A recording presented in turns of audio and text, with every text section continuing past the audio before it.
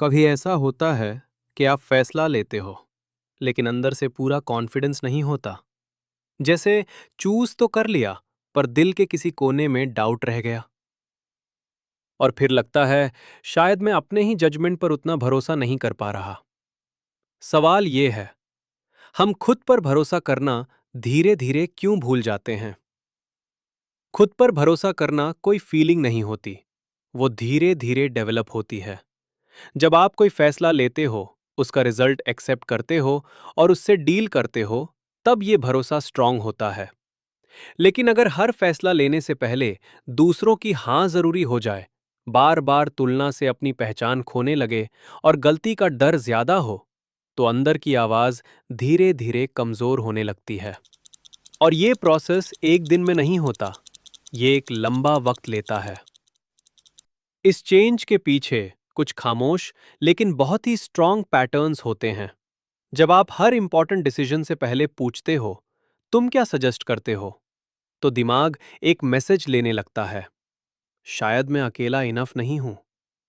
यह कॉन्शियसली नहीं सोचा जाता, लेकिन रिपीटेड हैबिट अंदर डाउट क्रिएट करती है।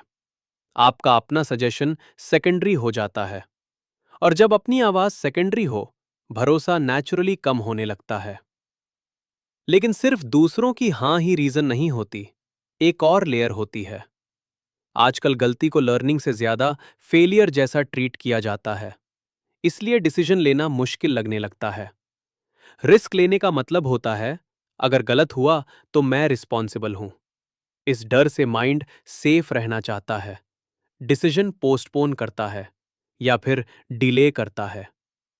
कभी आपने नोटिस किया हो, आप फैसला इसलिए नहीं लेते क्योंकि डर होता है, अरे यार अगर गलत हो गया तो। ये थॉट क्लैरिटी को नहीं, कॉन्फिडेंस को कम करती है। और जब गलती का डर ज्यादा हो, भरोसा नेचुरली कम होता है, क्योंकि भरोसा रिस्क के बिना ग्रो नहीं होता। फिर कंपैरिजन करना खामोशी से अपना रास्ता बनाता है। जब आप बार बार अपने रास्ते को दूसरों से कंपेयर करते हो, तो अंदर का डायरेक्शन कंफ्यूज हो जाता है। एक दिन आप श्योर होते हो, दूसरे दिन किसी और को देखकर अपना ही डिसीजन डाउटफुल लगता है। जैसे आपने एक करियर चूज किया जो आपको मीनिंगफुल लगता था, फिर किसी और को देखते हो जो ज्यादा अर्न कर रहा है, सडनली वही डिसीजन वीक लगने लगता है। यहां एक बात ध्यान देने की है, इन सब प्रोसेस में डिसीजन चेंज नहीं हुआ, बस फीलिंग चेंज हो गई। जब ये पैटर्न रिपीट होता है, तो दिमाग एक मैसेज लेने लगता है, शायद मेरा फैसला सही नहीं है। और जब ये मैसेज बार बार आए, तो खुद पर भरोसा धीरे धीरे कम होने लगता है। खुद पर भरोसा लाउड नहीं होता, वो शांत होता है।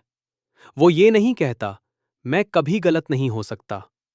वो कहता है, गलत हुआ तो हैंडल कर लूंगा। ये डिफरेंस सिंपल है, लेकिन पावरफुल है। जब आप हर फैसले से पहले परमिशन ढूंढते हो, भरोसा श्रिंक होता है। जब आप फैसला लेकर रिजल्ट फेस करते हो, भरोसा बिल्ड होता है। खुद पर भरोसा परफेक्शन नहीं, अडैप्ट करने की कैपेसिटी होती है।